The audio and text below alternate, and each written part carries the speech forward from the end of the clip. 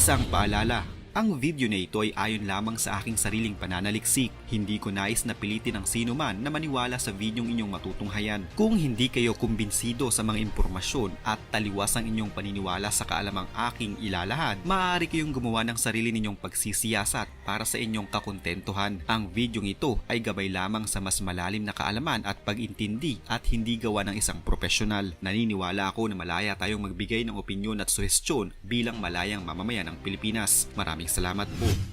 Salamat sa makabagong teknolohiya dahil ang dalawang Pinoy na batang ito noong mga taong 1950s na nakikipagdebate at nakikipagdiskusyon sa harap ng maraming bansa ay naging viral at napapanood ng mga kabataan sa panahon ngayon. Mapapanood sa black and white pa lamang na video na ito noon ang mga teenagers pa lamang na sina Raul Contreras at Johnny Antillon na nakikipagtagisan ng talino sa pamamagitan ng pakikipagdebate sa mga ibang kapwa nila bata mula sa iba't ibang mga bansa. Lakas loob silang nakikipagdebate sa wikang Ingles habang pinag-uusapan nila ang mga napapanahong issue noong mga taon na iyon. Pero sino nga bang mga batang ito noon at nasaan na nga ba sila ngayon? Siya si Raul Contreras, isang Pinoy na high school student pa lamang noon. Ang kanyang mga paliwanag at paglalahad ng opinyon tungkol sa justice at prejudice na video ay viral ngayon sa internet. Well, 5 years ago, that prejudice of mine was slightly fading away. But when Japan stubbornly refused to pay reparations to us, well, the prejudice began to brew again.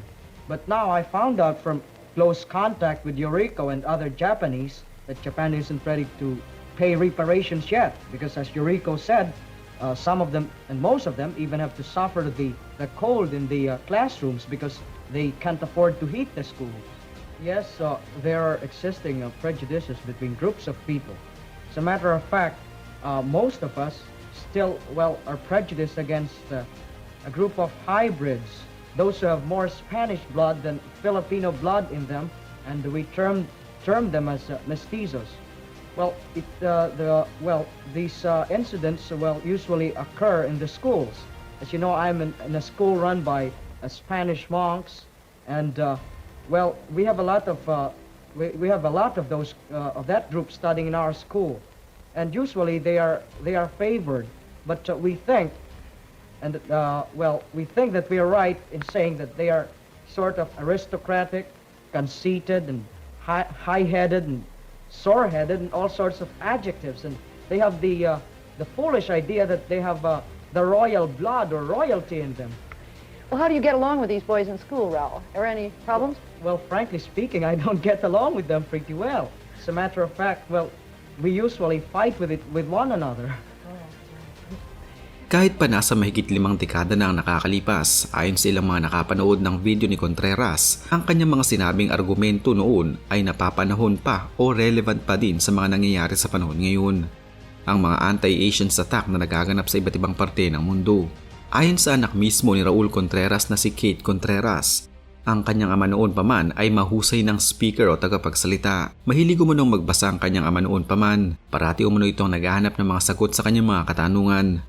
Sa edad lamang na 15, si Raul ang naging representante ng Pilipinas para sa New York Herald Tribune Forum. Ayon kay Kate, ang kanyang umanong ama na si Raul ay nakapagtapos ng Journalism at Political Science sa San Beda College. Kinalaunan ay nagtrabaho siya bilang Advertising and Public Relations Specialist sa New York hanggang sa magtayo ito ng sarili niyang firm na Public Communications Associates Incorporated. Naging Media Bureau Director si Contreras sa ilalim ng Administrasyong Corazon Aquino at noong taong 2001 ay natanggap niya ang Pedant of the Year Award.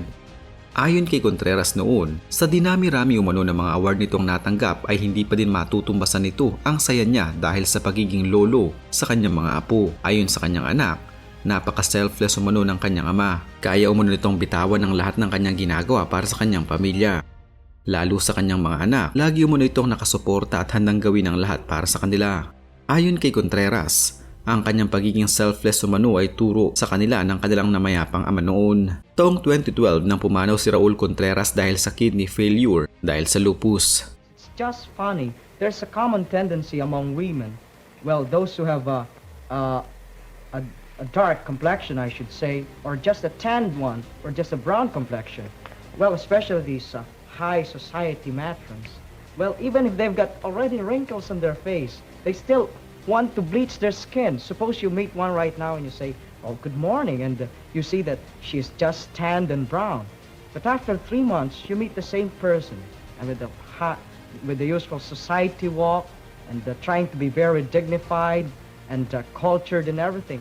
And you just notice that her face was is lighter than before. And when you look at her hands and everything up to her arms, well, you'll be likable to exclaim, "Holy Moses," because there's a real, very great difference, you see.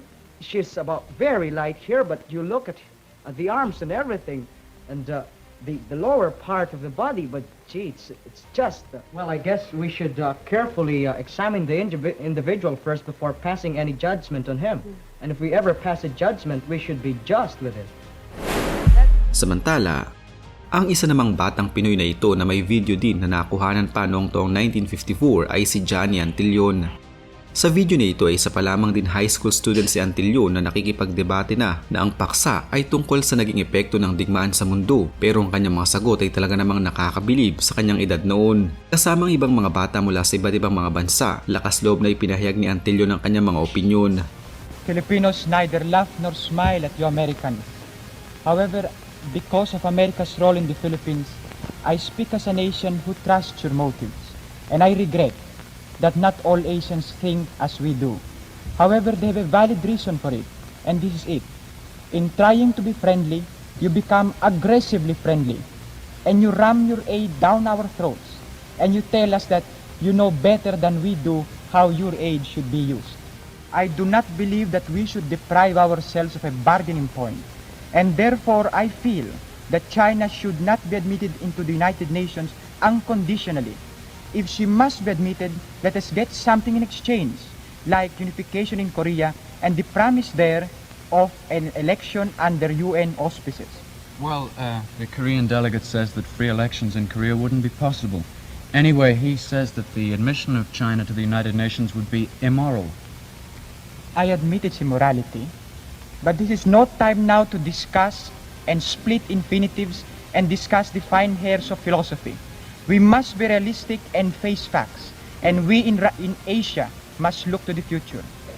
Now it comes to me that I find it strange that you Americans think that most Asians are bound to the past. In a sense, I suppose we are.